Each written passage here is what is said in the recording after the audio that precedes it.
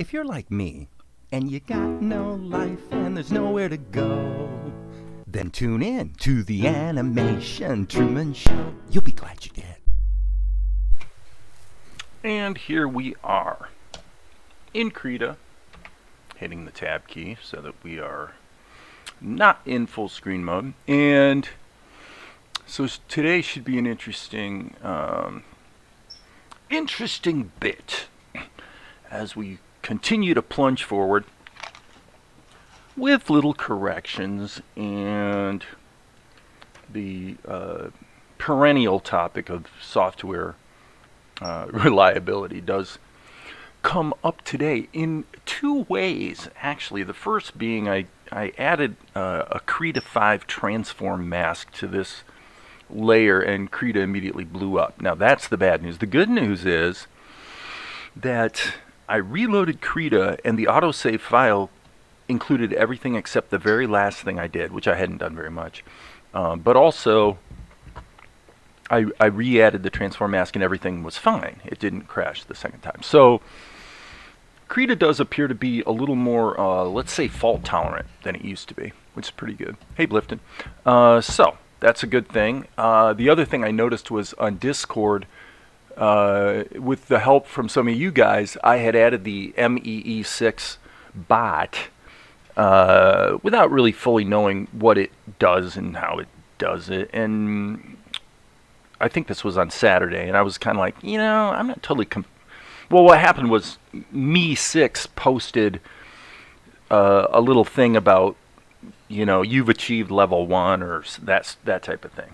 It's probably something many of you guys are familiar with.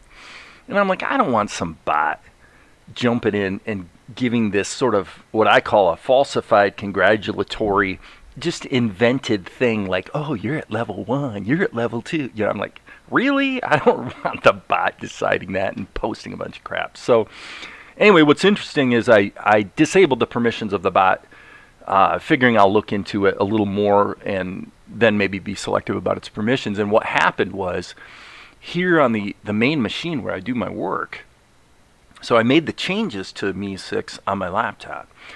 Hop on this morning, made the announcement for this live stream, and Me6 immediately chimes in telling me, the owner of the Discord server, that I've advanced to level 1. So I'm like, wait a second, I mean, I know I disabled that, and yet here it is on the other machine going ahead and posting a stupid congratulatory message to me. I'm like, okay, I guess we're going to have to look a little closer on that one, but no big deal. No big deal. The world will keep turning. So I got to I'm wearing a hoodie right now, and I'm getting a little warm, so let me take this off. Hey, Adyan Goswami. Problem in sound. Okay.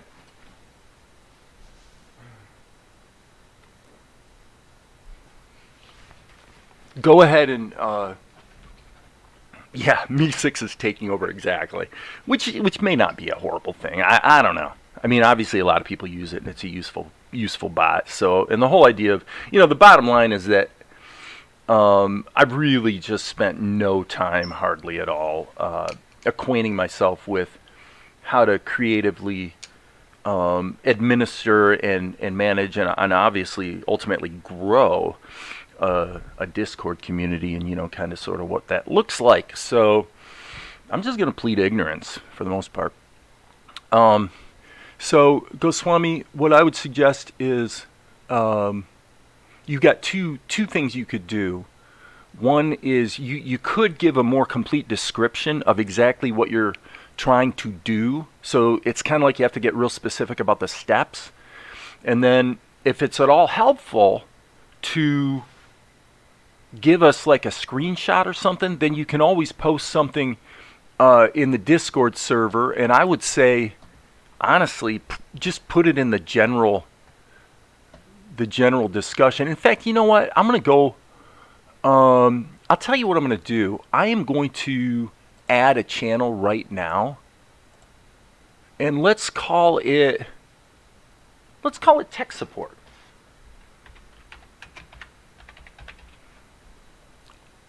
Okay, and I'm not going to bother clarifying the description for that channel on my Discord server, but what you can do is, good morning, Amar.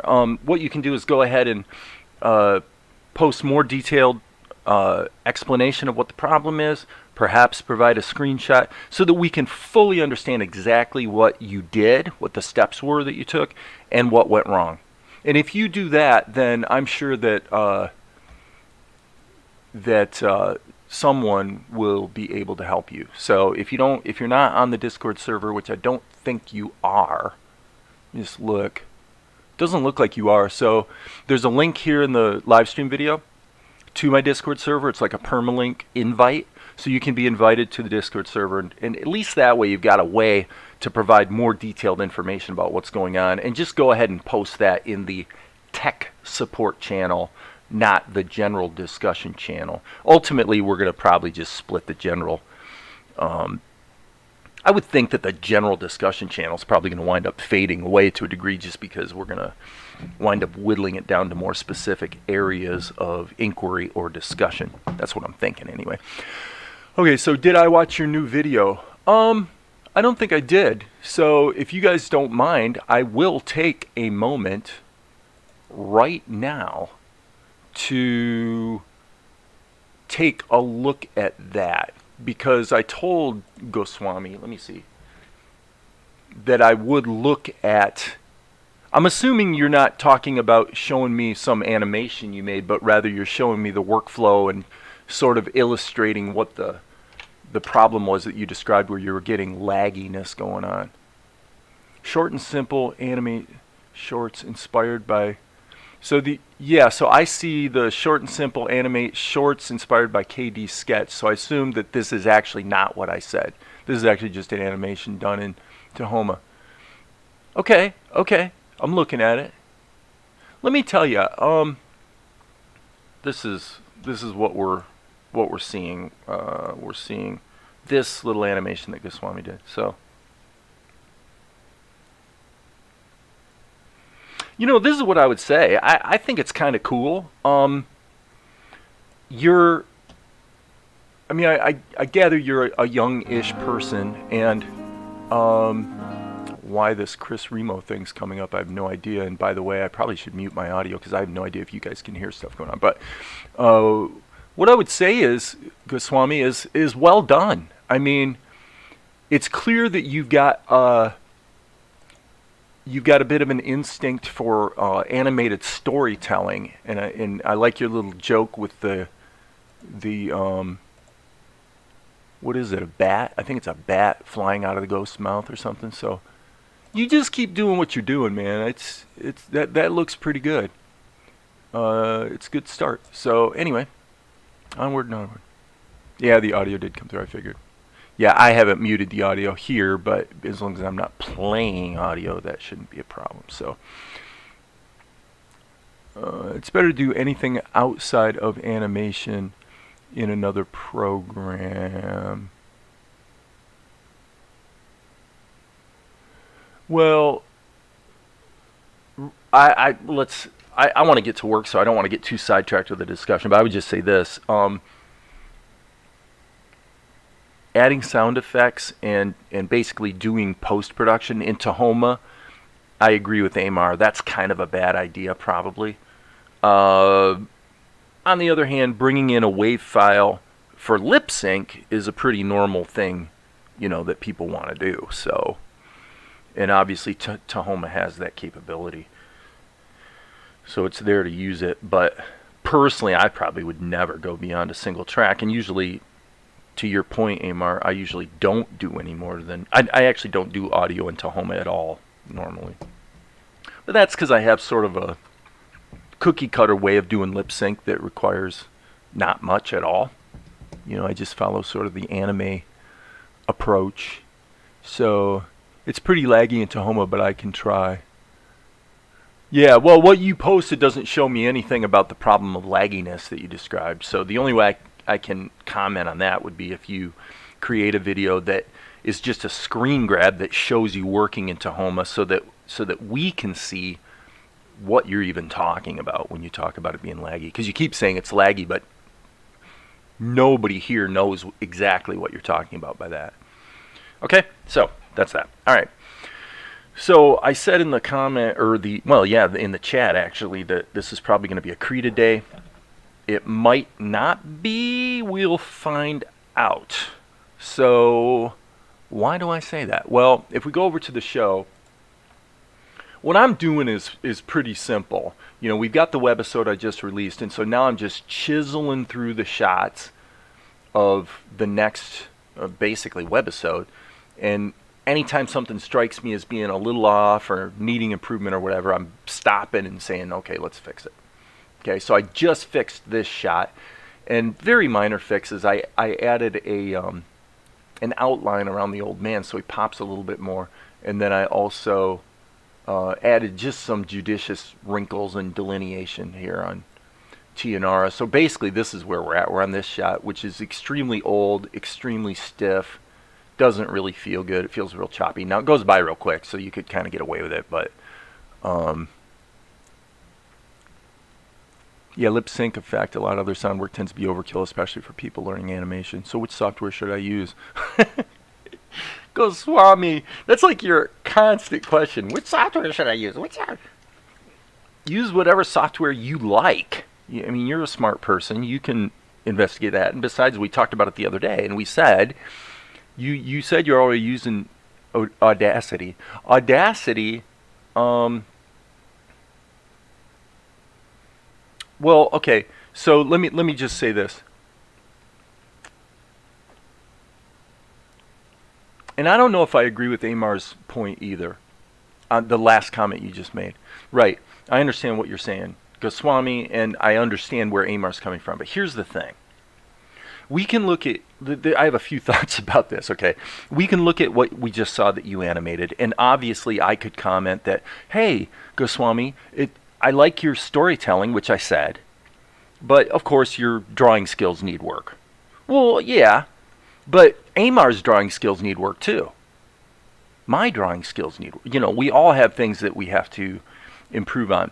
And if you look at, and I will say this to you, Amar, if you look at what Goswami posted just now, then you can see what I said, which is that here's a kid who is thinking about storytelling. You know, he's adding a little surprise in his animation, a little joke. He's thinking as a storyteller.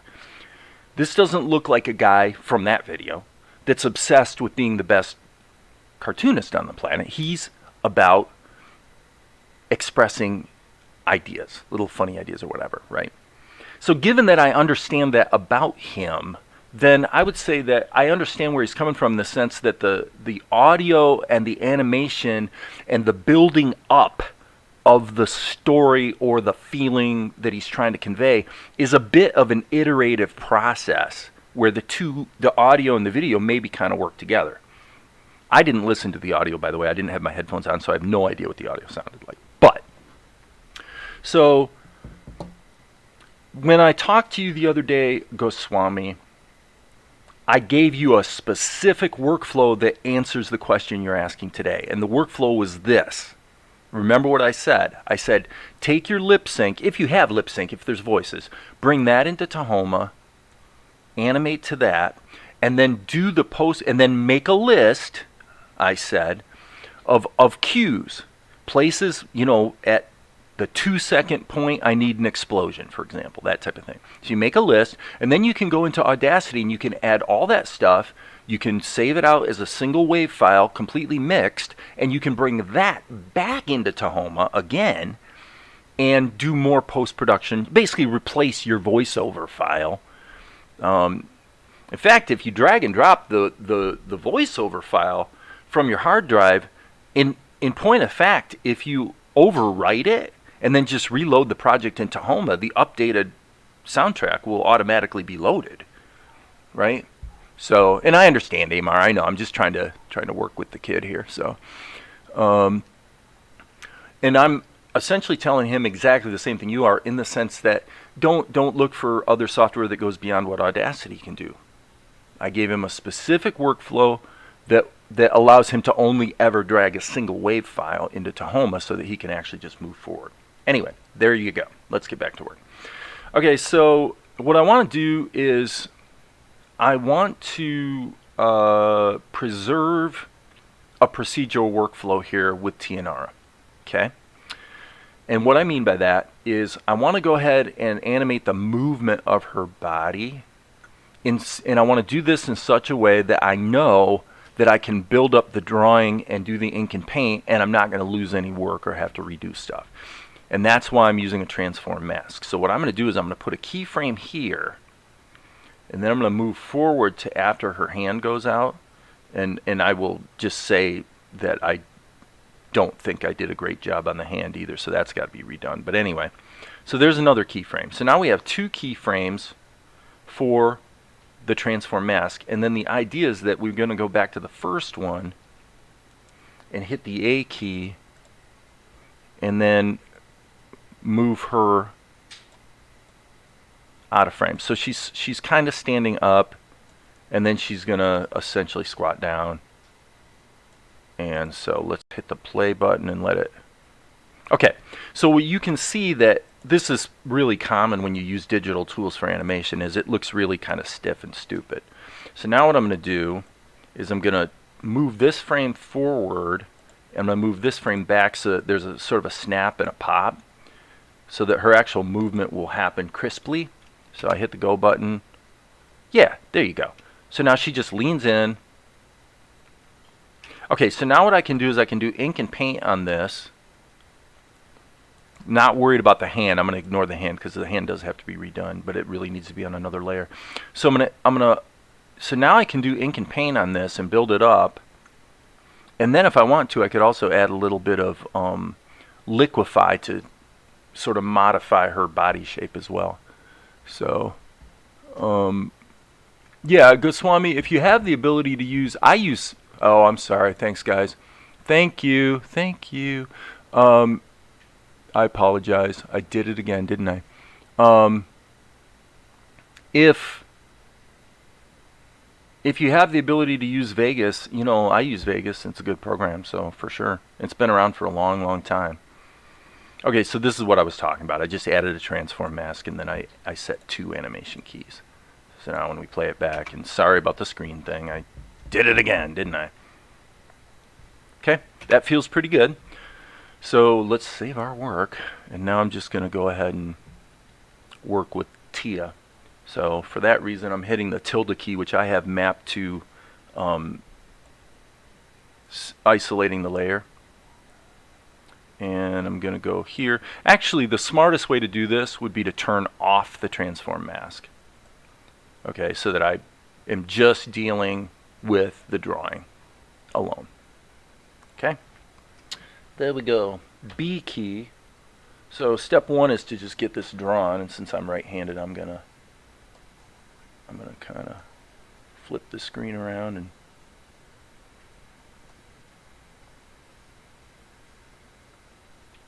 hitting the G and the E key. So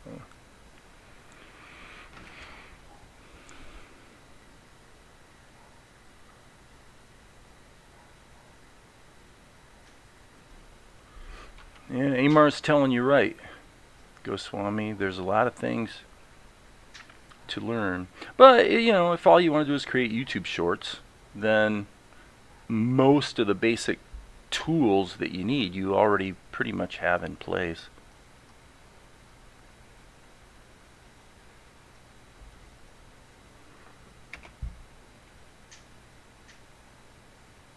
Okay. Hello. Get back there. Get back there. I have to say that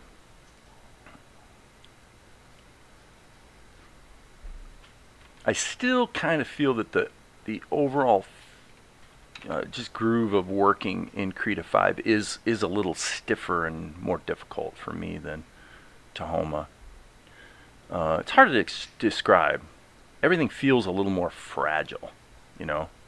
And by the way, I don't feel like I'm in my drawing groove yet, so I'm just kind of allowing myself to do a little bit of sketching here and just get in the groove a bit more.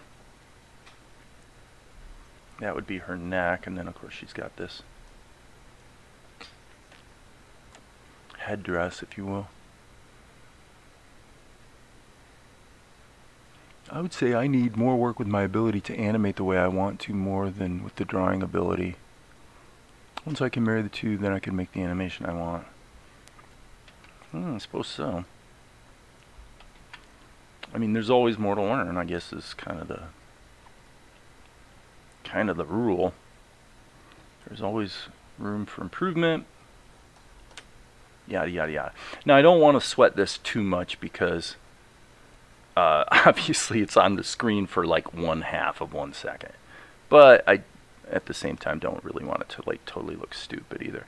Now, the thing to remember here with transform masks is I could do my ink and paint on a completely separate layer. I don't have to bake it all into one layer because I can take the transform mask and drag it to any other layer or just apply it to the entire group if I want to, right? So, and then Krita just crashed. So, there we go. There it is. So this actually speaks to what I was saying. Now, the likelihood is that the autosave will probably pick up the last changes. And Goswami's dream is to make an animation series. Well, yeah, I mean, of course. Right, exactly. And you should. And you will. Just a matter of time. So there's an autosave, which is nice. Let's see what we got. Yeah, and basically that doesn't, yeah, it's pretty close. I think it basically did save what I had. So anyway, like I said, fragility, Krita definitely, Krita 5 is got some awesome new features, but it is a little persnickety.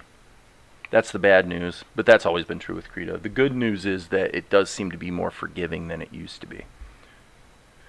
Meaning when it crashes, you know, I didn't set up autosave in Krita because I don't typically use autosave, but I think that from when I installed Krita 5, I think the default is to have autosave turned on, and I just never turned it off. So I need to go a year like you spent, Dave, just animated without worrying about 9 to 5. Well, at the same time, though, I mean, keep in mind, as I've said many times here, I give the show about an hour or two a day because I do have, you know, commercial clients that I have to attend to who kind of pay the bills. So it's not like pure.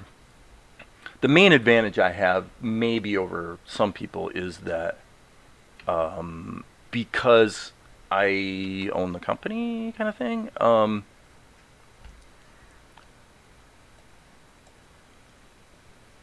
I don't really, I can kind of decide my own schedule, let's put it that way.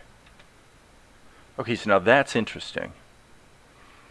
Okay, so I'm doing a selection, and when I hit the A key to, to transform it, it's actually the transform tool. The transform tool is appearing in a different position as if the transform mask was turned on. I'm not going to bother explaining why that's true, but when you turn the transform mask on, you can see it. Okay, so it makes sense. If she was being transformed, then that selection that I just made here would in fact be here.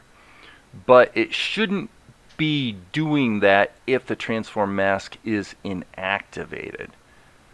So that's a bit of a poser. And Krita just crashed again. So what does this tell us? This tells us today is not going to be a Krita day, because what I'm doing in essence is I'm trying to move forward using the core, most basic new feature that's touted as a great feature of Krita 5, which it is.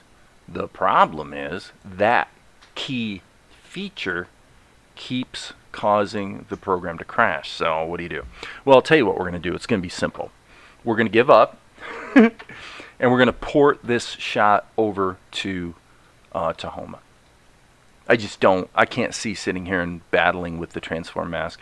And the thing is, the way that Tia needs to move really demands an animation tool, and maybe even the plastic tool actually would be a good adjunct to nailing her movement. So okay, So once I do that, I feel like animating every day. I get the chance to practice the fundamentals and get good at telling the stories I write and envision it. Well, it's you know, it's not complicated. The more you do it, the more, you know, you get better at it. Definitely. And that's, you know, true with animation. It's true with drawing, you know, the music stuff, writing, whatever. The more you do, the better you do. You know, if you're trying to improve, which of course you are.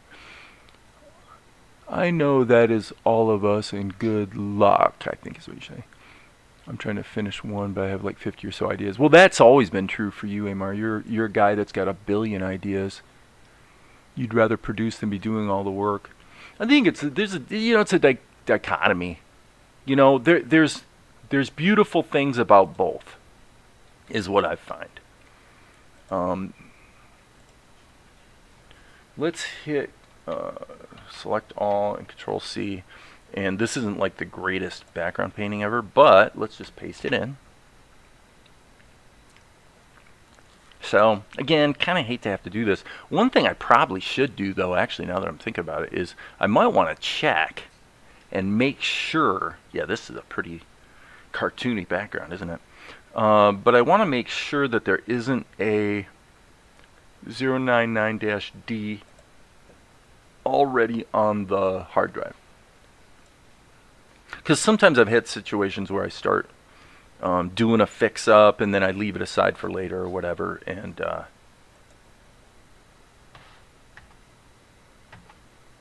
I've had cases where I've found out that I could have saved myself kind of a lot of work. And I actually have to specifically put TNZ. Yep, didn't work. Okay, good. That's what I thought. Okay, so we'll deal with the background painting later, but okay, so here's our blind guy. Let's go Control C. Now he's gonna wind up getting centered in the frame, as you'll see here in half a second.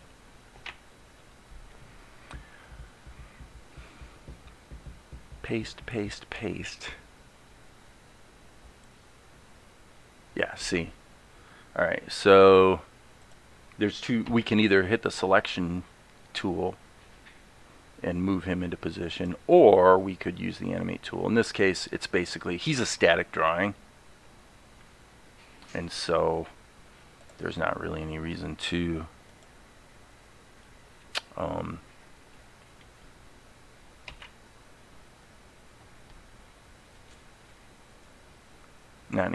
use the animate tool.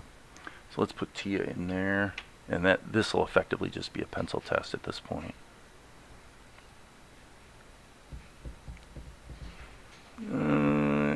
Amar says, I'm not a fanatic. I'd rather just see all my ideas turn into intellectual property that people can see and like or dislike. The ideas getting out of my head is more important. The pseudo camera layer, you're talking about the transform mask. Yeah, I agree. You're right. So if I select the transform mask, I mean, I kind of have two options here. What I could do is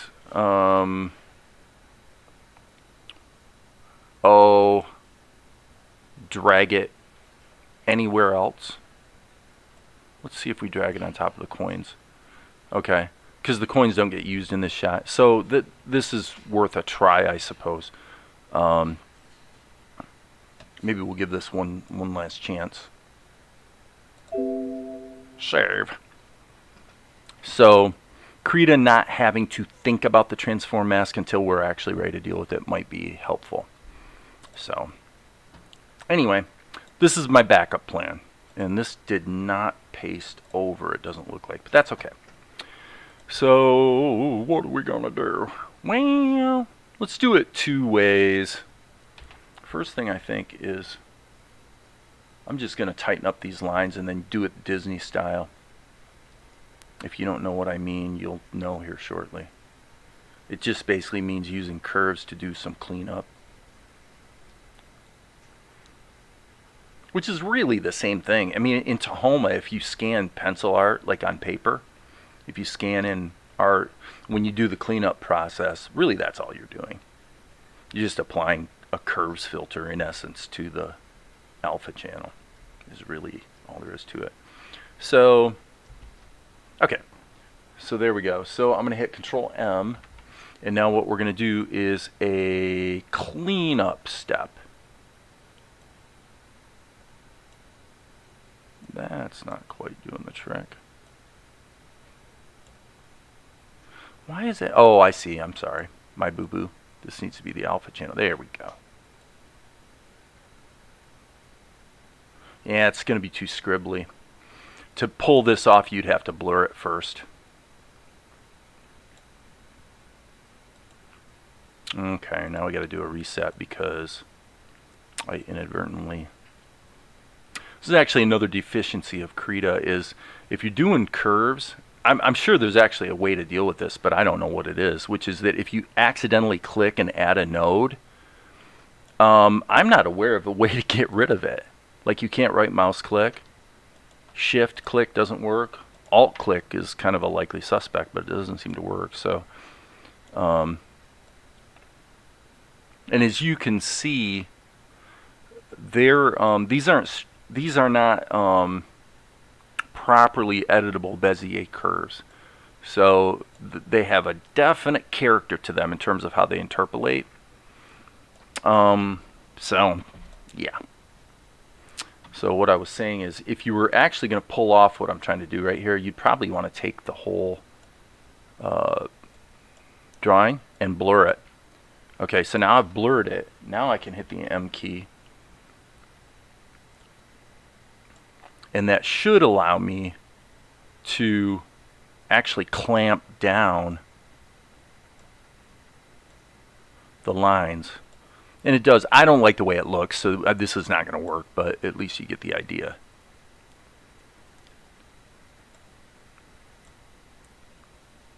So the top kind of makes the density. The bottom sort of thins it out. It's basically what you do whenever you're...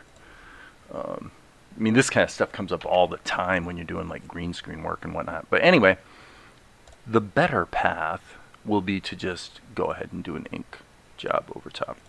So we'll just turn this down, save our work, and now we're going to ink. Should we ink with a pen? I think so. I'm gonna hit the Q key, turn on the smoothing, and go forward. Doing manual closed captions is a pain, really slow and tedious. Dude, tell me about it. I had to do it for an entire 90-minute movie just not very long ago. I'm currently doing that for my job. I've been working on the hour of video for about a week now, not 8 hours a day, something I would not do every day for my real work.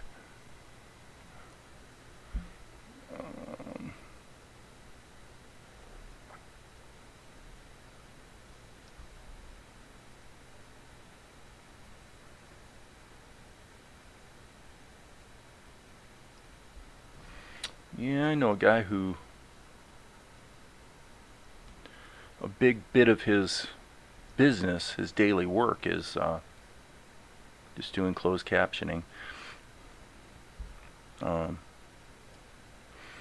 You know, the companies that do like you're gonna pay $1 a minute for closed captioning, okay? So if I have a movie and the movie's 90 minutes long, it's gonna cost me $90 to get it closed captioned. So the people that are actually doing the work are not getting paid very well. But, you know, I guess if you're fast, you could maybe, especially if you have some AI tools that you can use to sort of help the process along.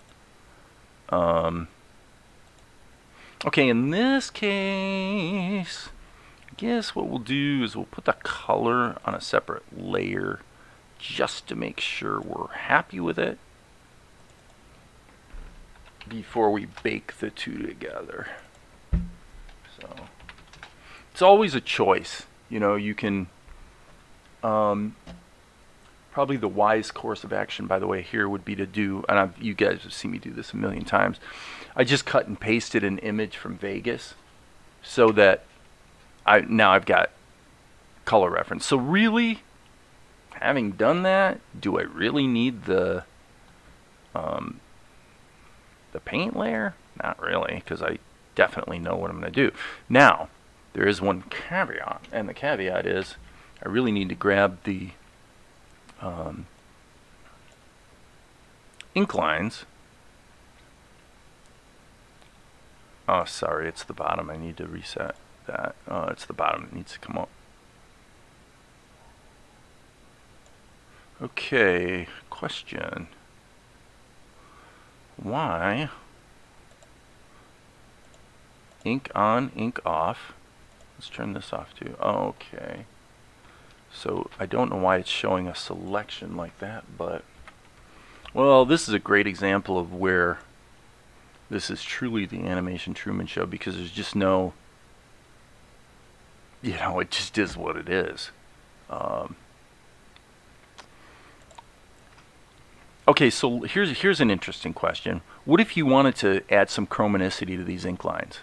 Okay, here's how you do it. Create a layer, solo the layer, and fill it with a color, any color, and then click Alpha Lock and unsolo it, and it effectively tints your lines. So now I can go like this to give just that little bit of red, and then Control E to bake that down. Cake. Alright, so now we can turn this back on, and we're going to sample this color. So let's hit the fill tool, but we'll sample that. Control click, and then we want to be in behind mode, and Control click and paste. Okay, that was easy enough. We can turn that off, and now let's go ahead and just hard code some shadow into the drawing. So the way I'm going to do that is hit the G key. So I'm creating a freehand shape. It's going to be in normal mode, but we're going to put the opacity down to about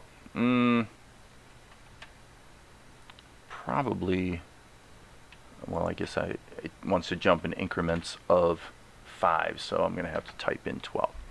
Okay, so now if I hit the G key, oops, wrong color, undo. This is supposed to be black.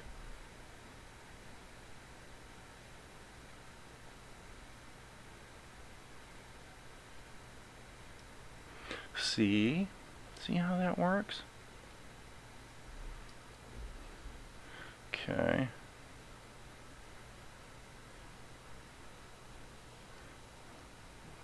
Okay, why is it not alpha locking? My bad, people. I gotta redo that. I had forgotten to press alpha lock. Silly me. Silly me. So, no big deal. No big deal either way. It's all good. Well, my advice to you, Amar, is this. Maybe I've said this before, I don't know. But because you have so many ideas, and because the ideas that you have are, let's say they're creator type ideas. Okay, in other words, you are wanting to create a complete thing as opposed to just do one particular skill or task. Given that that's true, then my advice to you is that it's better to complete something small that's multifaceted, which you may already do. I mean, I haven't looked at your channel or anything lately, so I'm not sure if you're happy with your current output or what. I don't really know, but so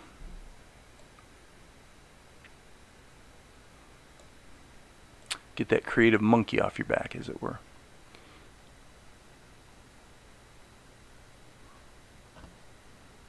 Shortcut key for the alpha lock, huh? Cool. Okay, so now let's save our work, which I think I just did, but now we should be able to take this transform mask, drag it onto the ink layer, and reactivate it.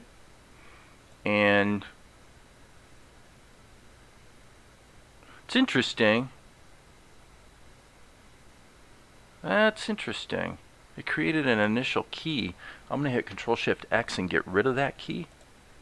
And that doesn't seem to want to work. I need to keyframe, cut. And that doesn't seem to want to work either. So yet another example of where Krita's, shall we say, acting buggy. And we have another bit of a paradox here, frankly, guys. The paradox is that here's the actual drawing. So if I want to so the problem is that in the initial frame, some of her is missing. Some of her is disappearing off the screen. So I really need to get her completely within the screen.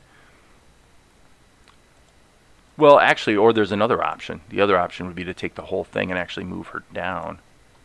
That will work. That'll work. Okay, so you can see you've got this pullback. So there's sort of some easing or tweening going on, which theoretically would be a good thing. But let's see what we have here. I'm scrolling through just desperately looking for. It'd be interesting to know if there's some sort of centering option so that let's just do this. I'm trying to clamp this down. So I'm trying to see the keyframe data is what I'm doing. Now we're on, okay, here we go. This is where, up there it is, got it. Whew. Boy, that was a pain, wasn't it? But not the end of the world. So I'm just gonna, and this doesn't seem to be responding to my middle mouse button either. So a little clunky here, folks, because I thought that it would. There, now it is. Now it's responding to my middle mouse button. So yeah, there are definitely some things about the interface that are still a little sketchy. Okay, so what was my point? My point was I want to get rid of this key, so I'm going to select these. It's not that a little recoil wouldn't be a horrible thing, but it is not what I planned to do, so I want to just kind of stick to my plan here. Okay, so the hand, ignore the hand. That's not supposed to be there. That's part of the next shot. Okay, we're doing better now.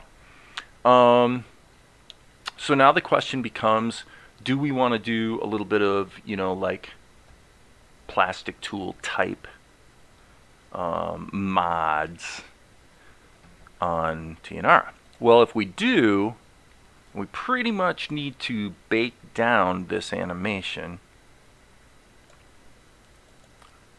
So if you want a safety backup, you would collapse this and make a duplicate first, like so, and turn the duplicate off, and then flatten this layer. Boom. And now it's going to bake the animation into her. So now we have 1, 2, 3, 4, 5, 6 individual drawings. Okay? So now, what I'm going to do, now here's how you can give yourself an additional safety backup. Just do the modifications on another frame. And if you like what you see, then just drag the frame back over the last one that you were planning to modify. Clever, hmm? So let's go to liquefy. Okay, this is actually going to be a bit tricky. What I think I want to do is a slight rotation. We'll accept that. And then click here again, but then switch it to plain old liquefy. And now I want to just kind of toggle between my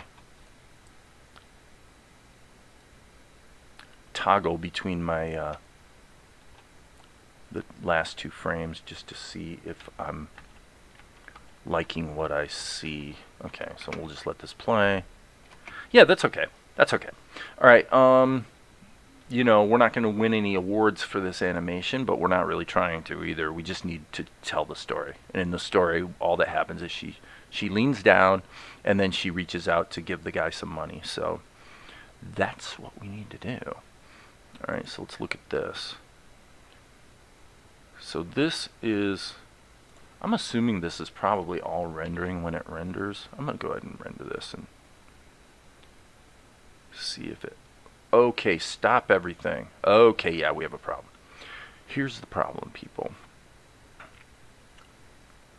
Because this scene was not done originally in Krita 5, Krita did not remember its render settings. So now I need to catch that. So that's the good news is with Krita 5, the render settings, once you change them and save the Krita file, the render settings are saved. So then it's in the future just a matter of reloading, re-rendering actually I should say, and then boom, it'll show up in your show. So let's render that, and it complains, which is a good thing. And now in the show what we're going to get is a little clip that doesn't have anything in it except Tianara, presumably. So, okay. So just be safe, save. Alright, I'm going to come back here. I'm just going to turn on the preview. Yep, there we go. Okay, so he sees her squat down, and of course we've got to get rid of the hand thing. What happens in the show is she squats down, leans forward, and then it cuts to the close-up. So that's this. Okay, so again, I am going to specifically not switch to the other screen just because I don't really want to accidentally forget. So I'm making a couple quick edits here so that things flow the way I expect them to. Okay, so back to work. So far we're still managing to stay in Krita against Krita's will, practically. Okay, I actually went over to greetings. I missed my goal to complete a short last year, but I have 6 3 to 5 minute episodes I started writing in 2020 to update in 2021. Thought I'd have it animated by now. Well, I mean, the question really is, here's the thing. You're bringing up some interesting points about life, frankly, because this would seem to be one of the perennial questions we ask is, I want to accomplish X, Y, Z. Well, if I didn't accomplish it, what went wrong? It's a fair question, right? By the way, can I steal this hand? Can I steal this hand here? I'm going to go Control C. I think I will. I am going to go to this layer that's called hand. And by the way, I'm going to delete this one that's got the transform mask. I'm happy with it. There's no reason to keep it around.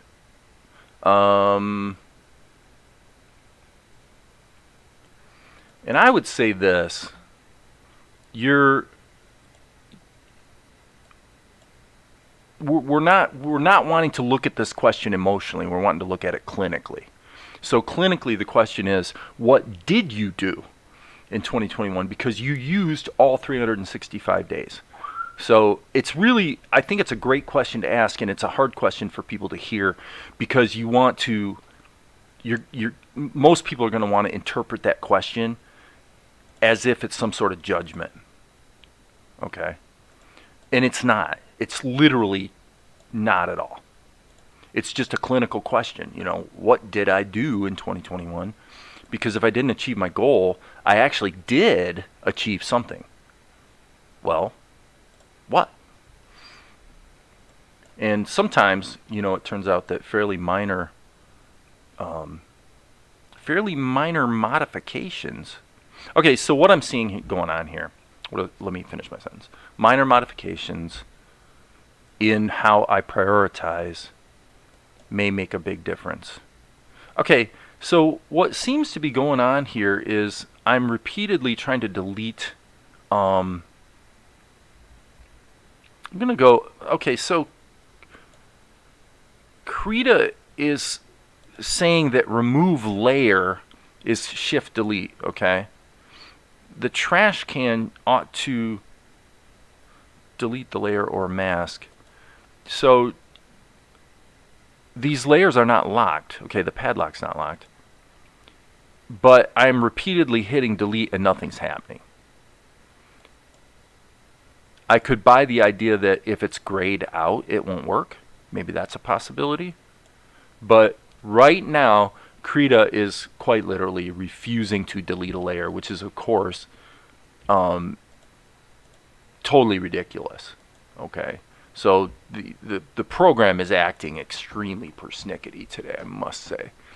Problem is that we're right at that tipping point where it's not going to be any faster, that's for sure, to redo the shot in Tahoma. You know what I'm saying? We're at that right at the tipping point where it's probably going to be just as efficient to just try to get through the bugs and finish out the work here, which is why I am doing the work here, frankly. So here's group 10, and okay, so now that's good news. So this is what I said. I said Krita 5 is a little persnickety, but it is more forgiving than it used to be. You can see what happened. It basically marked the layers for deletion, and it refused to show them deleted, but when I reloaded the project, they're gone. So, okay, so that's better than nothing. That's kind of, Krita's behaving actually a lot more like OpenTunes, and Tahoma seems to be behaving a lot more forgivingly. Which does make sense, because under the hood, a Krita file is actually just a zip file. And if you change the KRA file to .zip instead of .kra, you can open it up and see what's in there. And what you'll find, I haven't looked at the Krita 5 file format, so I don't know, but what used to be the case is that all of there's basically XML files that describe all your blending modes and stuff, but each of your layers is just a ping file inside the Krita file. But the only aspect of the Krita file that isn't just ping files, at least in the past, is the animation stuff. So I used to think, geez, why, you could just open up the Krita file and you could make modifications to the frames and save them back into the Krita file and effectively sort of get past some of the limitations of Krita by editing the files directly in some other program or text editor or whatever. What I found out was it doesn't quite work, because everything in Krita is either separate files like ping files or it's text like XML. But the only thing in a Krita file that's binary, in other words, there's no way you can sort of get at it and do anything with it, is the animation data. I don't know if that's true anymore. So, I did all this set, 85% in Blender, and mapped out the animating for the first episode, I think, in Blender. Yeah, okay. Cool. All right, so here's the hand close-up. And what I said I was going to do is, I think what I'll do here is there's the hand, actually right there. So why don't we just actually pull the hand back here.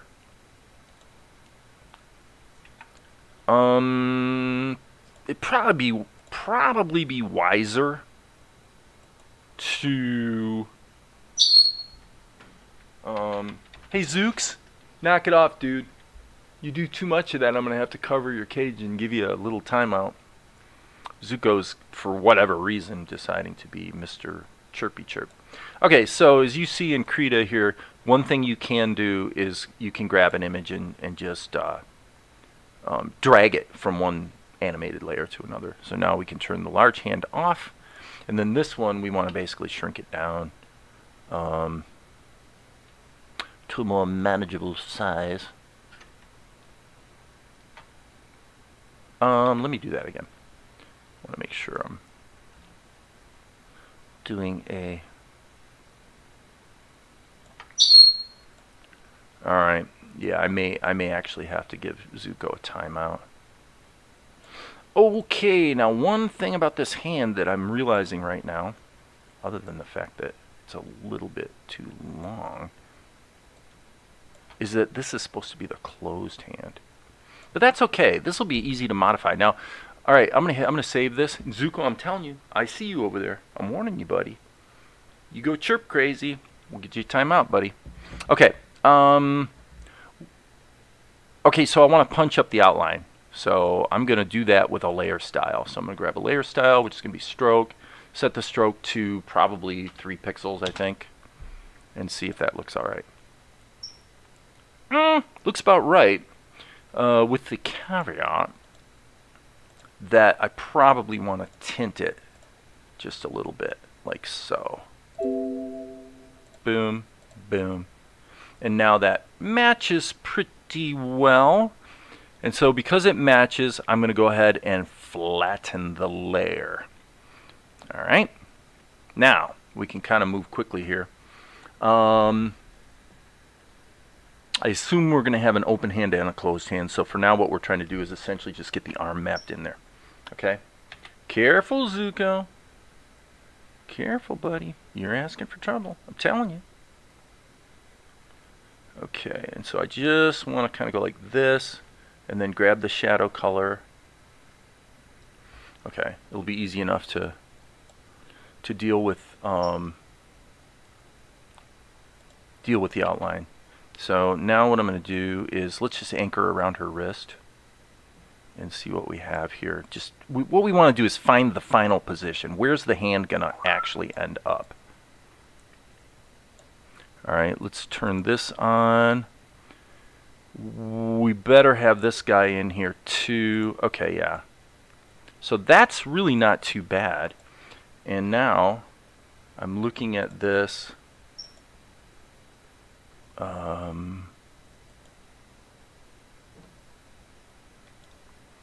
I'm going to flatten that layer again. Okay, one thing I have noticed is that I'm moving this back a couple frames. Well, yeah, because what we're going to have to do is animate it. But here's what I was getting at is, you see that little ghost hand right there? This is something I've noticed. The layer styles do seem to be buggy. Which of course begs the question, is there anything in Krita that's not buggy at this point? But it definitely is a bit buggy. So I don't know why that hand would be on the screen, but the only conclusion I can draw is if I go all the way back to the beginning, I need to delete this sort of ghost frame at the very start. It's not really supposed to be there.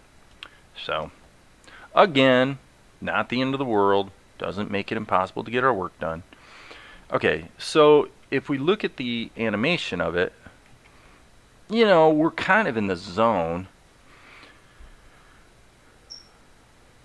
And I think I'm going to roll my own tweens. I'm just going to work backwards and roll my own tweens. So we'll give her one frame with the hand there. So what I'm going to do is I'm going to go control drag. Well, yeah, that's okay. So we got 3 copies.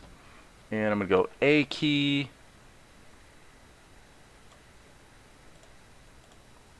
Okay, so now I'll turn the onion skins on. Why am I not seeing the onion skins? Oh, yep, there it is. Okay. So here, yeah. I want to favor the first drawing with the tween. Okay.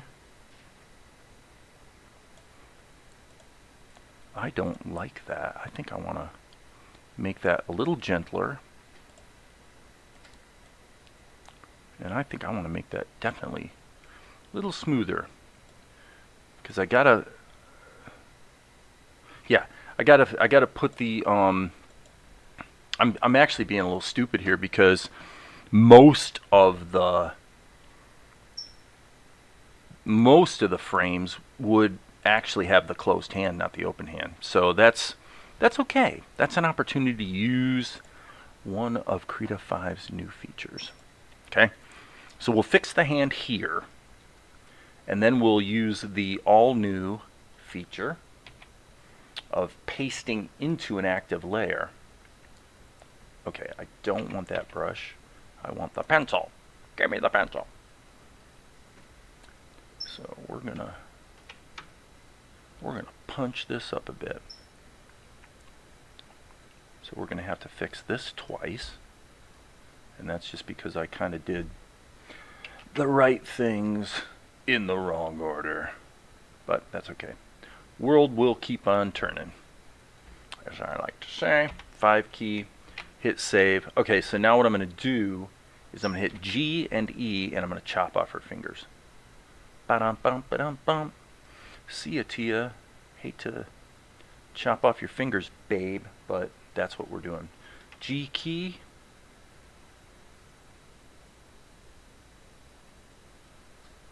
Okay, and then let's just make this a shape. Zuko's over there going, wow. What are you saying wow about, Zuko? Are you impressed with my amazing work? Do you feel I'm doing a spanking bang-up job here, fella? Because you know I am. Okay, so now obviously we need to hit the G key and kind of work a little bit of shadow action back in here. And this should be on raw. I'm being careful to just avoid covering the lines. Obviously I could use multiply mode or something to mitigate that concern. Okay, not too bad. Let's just turn the opacity here down and put a little more shadow action inside the hand. And I would say not too bad. Okay, so now I'll just save myself some work by copying this here, and then I probably should turn on my onion skins again, huh? So I can see where my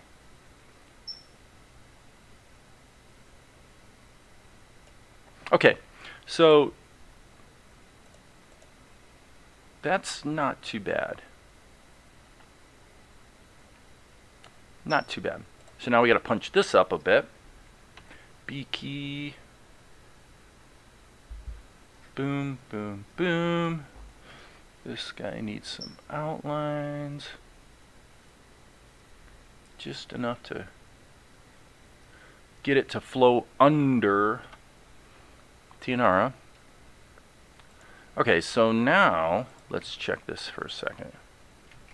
Okay, this really didn't quite work.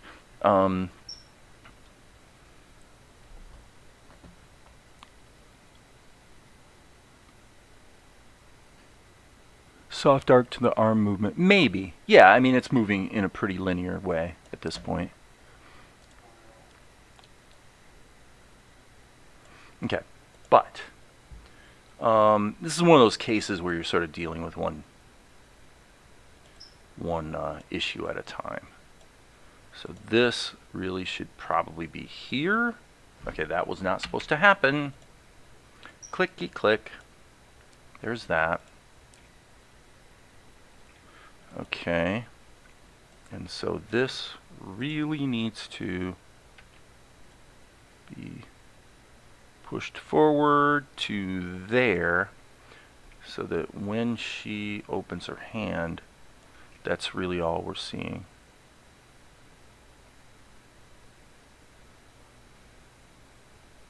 Not bad.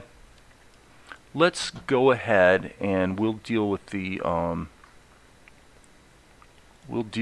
beggar here shortly, and obviously the background. Let's save our work. Sheesh. Control R. Boom. Boom. Okay. Goswami's going to make a workflow recording of his Tahoma activity, so that's probably a good thing. So how are we doing on time? Yeah, we're about an hour into it. We certainly are moving more slowly than we probably intended. And I'm going to blame that on the bugs. Okay, so one of the problems here is that the old man isn't like extending his hand to receive the goodies. So, this is the fault of some ridiculous sloppiness on my part. So I'm going to hit the B key and the E key, and I need to clean this up. Clean, clean, clean.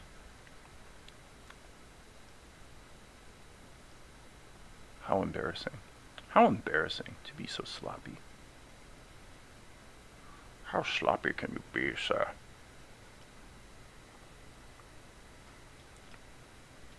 Okay, so now what we need to find out. Now I'm going to just go ahead and move this forward, hit the A key, and just reproduce the animation. And now I'm going to go in and do a couple more touchies here. Just because I can. Okay. Grab this. A key, so we're easing out. And what I'm going to do is I'm going to add another frame. And I don't think the hand should open. I really don't think the hand should open. So I'm just going to push this frame downstream.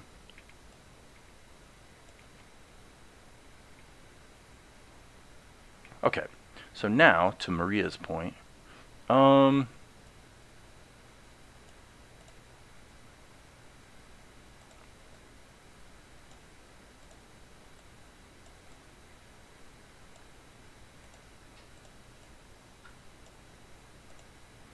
Maybe.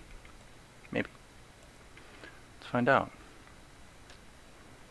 That's better. Now, it would be even more better, not to abuse the language too much with my bad diction, but it would probably be slightly better to pivot this on her wrist and actually have a little bit of a turn there. Okay, that'll work. Okay, how we doing? We're close. Blindy. Okay, I'm looking back at my edit just to see what I have here. Yeah, see, it goes by pretty quick. Bloop. There's certainly no reason to show the hand opening up. Okay, so here's open hand, and then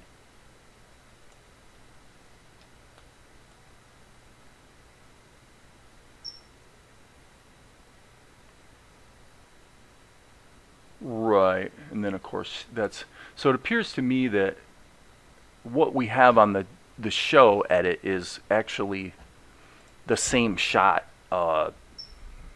edited. So what does that really mean? Well, it means is that right here we need to hit control. Well, we need to hit insert to create a blank frame for both of these.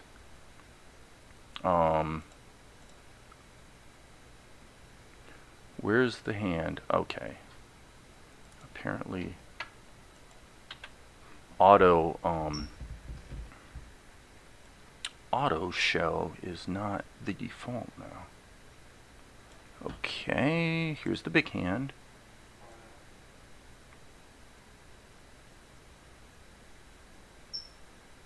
Okay, and then obviously this can be deleted. Duh. Okay, I'm gonna go ahead and just render that so I can sort of get my bearings here. Get my bearings. So this is, of course, the animation Truman Show, which means you guys get to look over my shoulder while I just chug away and deal with the ebb and flow of trying to create a show. What show, you ask? Well, it's this show. It's called Salt and Light, of which I have released a 4-minute webisode. That section right there is currently available here on my YouTube channel, and I'm working on the second 4-minute section right now. And the 24-minute episode 1 is actually fully animated, although there's a bit of what I'm doing today, which is going through and just correcting things, you know, just fixing things up, improving shots, yada yada yada. And as a matter of fact, actually episode 2 is also fully animated. So I actually have two 24-minute episodes that are animated, and it's just a matter of kind of doing the fix-up work at this point, getting it ready for prime time. All right, one way we can do that, by the way, is to look at this lame painting and see if there's something we can do with it. Well, let's try. I am going to hit the B key and switch to my favorite oil paint brush. And I'm not going to think too much here. I'm going to just kind of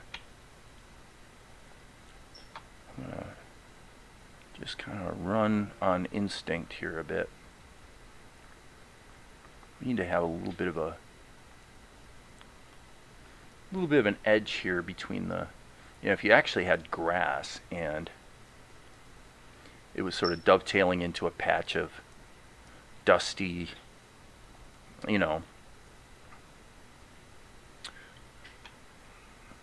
earth, you would, and by the way, it would be more natural to see this kind of wrapping around a little bit, actually. But in that scenario, you would expect a little bit of a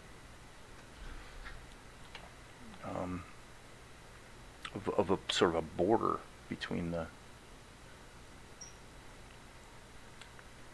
grass and the earth. And now what I'm doing is I'm adding a bit of a cast shadow, just to sort of, I really want that to be pretty subtle shadow color. Yeah, we'll just put a little bit there. Da-da-da-da. Okay. So that's probably a slight improvement.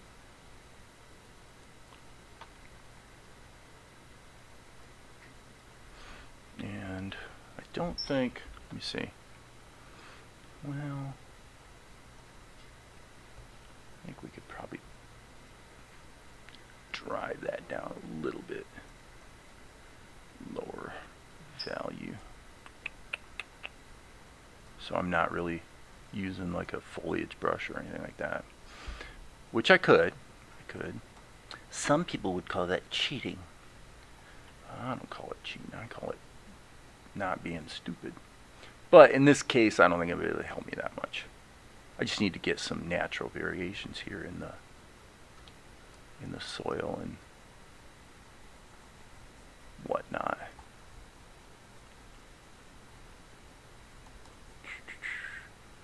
And again here, actually here's where a foliage brush might be useful.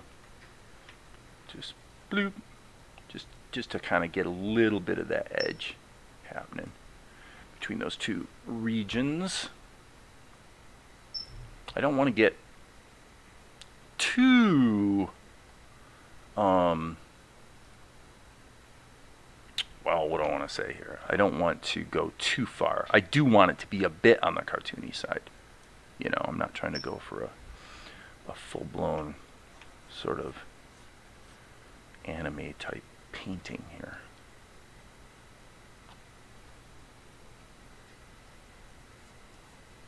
Okay, so this is obviously pretty sloppy. Alright, and we'll grab that, and we're just going to do the quick and dirty brick thing. Quick and dirty brick thing. Let's redo that line since it bled over a little bit. And I think that will work. Let's just kind of do the old nerdy thing. Right?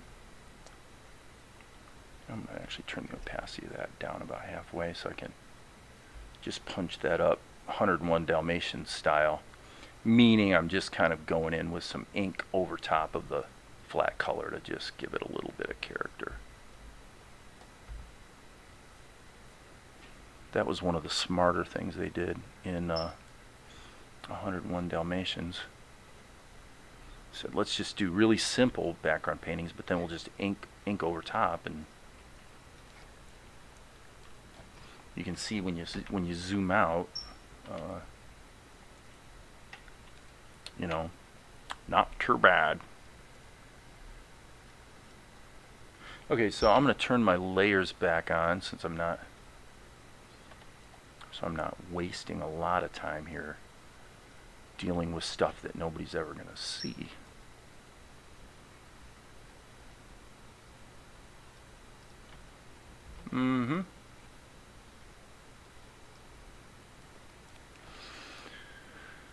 Okay, and then I think a very minimal kind of blend mode here, blend job I should say.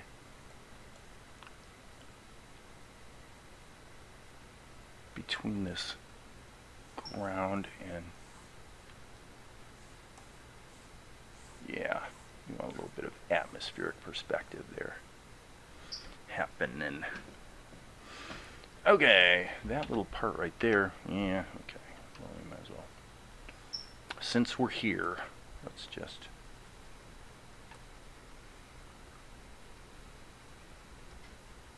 hello.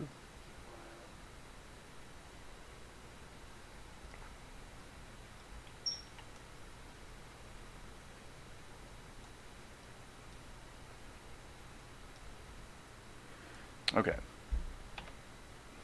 That feels pretty good. I'm thinking what I'm kind of feeling here is just a little bit of lighter. A little bit of lighter stuff here. Just catching a little bit of the sun, I think.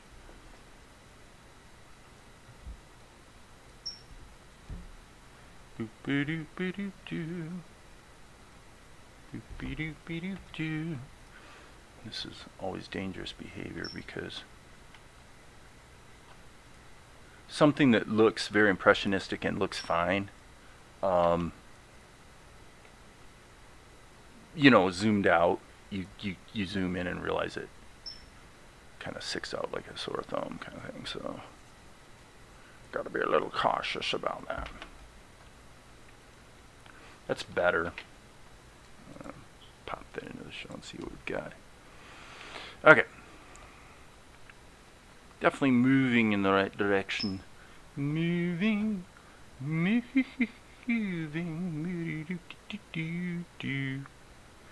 Saving frames. Come on, saving frames. 12:17. Okay. So now I'm going to come back here.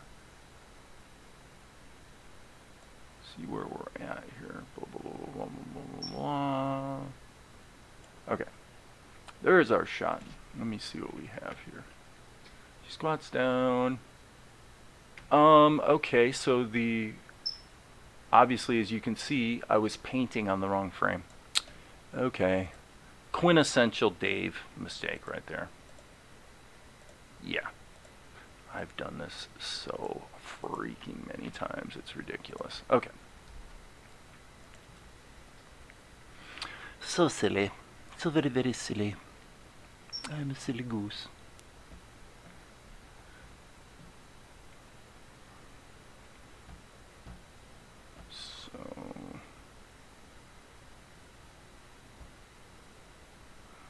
So yeah, I will say that Krita's been a little hit and miss. The last version before 5, it was like freakish how fast it rendered, and now it's kind of more back to the way it used to be, where it's not horrible, but it's not exactly great. Not exactly great. Okay, so save our work. We are on the correct frame here. Okay, so let's grab our pencil.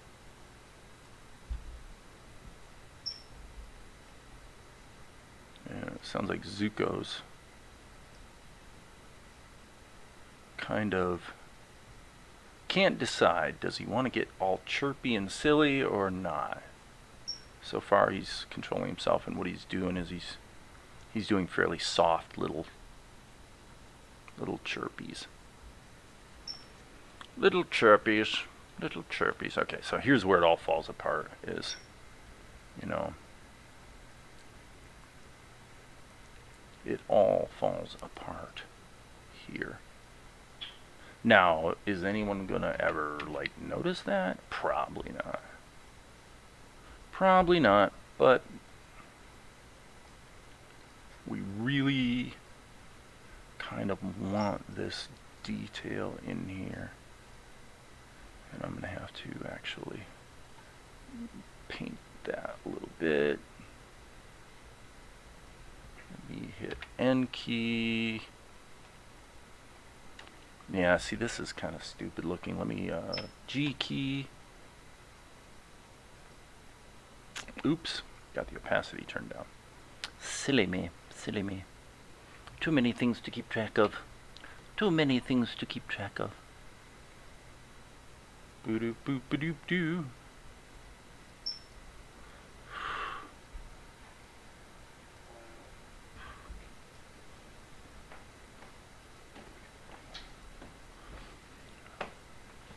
Okay, let me see here. How we doing? 125. 1220. Let's see if it renders slightly faster this time. I don't think so. I'm not optimistic. I am not. It's Monday. Parrots are allowed to be ambivalent on Mondays, just not Tuesdays. Yeah, I wouldn't say he's not really ambivalent. He's just it's kind of like he just can't decide. He's pretty respectful, frankly. I mean, when I'm live streaming, he usually will be quiet, and you would be shocked how I can stop live streaming and immediately he'll chirp. Like, so he waits really patiently. So there's that. Hello. Okay, now why it's continuing to play way past, I'm not sure. Well, one of the problems that we're having here with Krita is that this shot was originally, what happened was there was like a dozen shots that I tried to do all in a single Krita file, and it just killed performance, and it was a real mess. And what I had to do is break it up into smaller scenes after the fact. So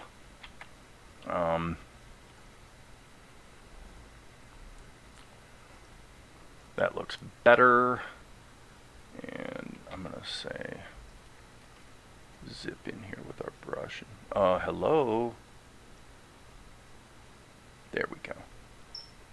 Doesn't have to be super crisp. In fact, being sketchy can be a good thing. I know Maria likes sketchy lines. But it does need to be kind of clean-ish. Okay, so I think we've got this shot done. And I would say with that, I'm going to go ahead and sign off because I'm kind of ready for a break because it's been a little arduous today. It's like trying to walk through molasses a bit. And I'm ready to just go ahead and take a break, and I'll probably come back to it later. I may live stream later this afternoon. We'll see. But for now, I will say that's it. And as you guys know,